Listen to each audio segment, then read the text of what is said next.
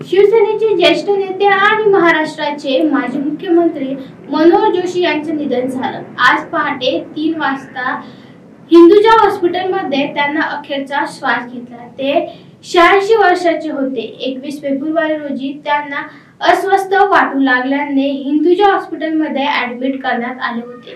त्यांना हृदयविकाराचा झटका आल्याचे यावेळी निदान झाल्याने त्यांच्यावर अतिदक्षता विभागात उपचार सुरू होता। माजी मुख्यमंत्री, माजी लोकसभा अध्यक्ष सर्रावर दादर स्मशानभूमीत शासकीय इतमामात अंत्यसंस्कार होतील। मे 2023 मध्ये झालेल्या मोठ्या आजारांवर त्यांनी जिद्दीने मात केली होती। मनोहर जोशी यांना आधी ब्रेन हॅमरेजचा त्रास होता। त्यांच्या मेंदूत रक्तस्राव झाला, अशी माहिती रुग्णालय प्रशासनाकडून यावेळी देण्यात आली। त्यावेळी जवळपास महिनाभर जोशी यांच्यावर रुग्णालयात उपचार करण्यात आले। त्यानंतर त्यांना रुग्णालयातून डिस्चार्ज देण्यात आला। काल त्यांना हृदयविकाराचा झटका आल्याने त्यांना रुग्णालयात दाखल करण्यात आले। तेथे त्यांची प्राणज्योत मावळली। Bureau report, AI news, Chhatrapati Sambhajinagar.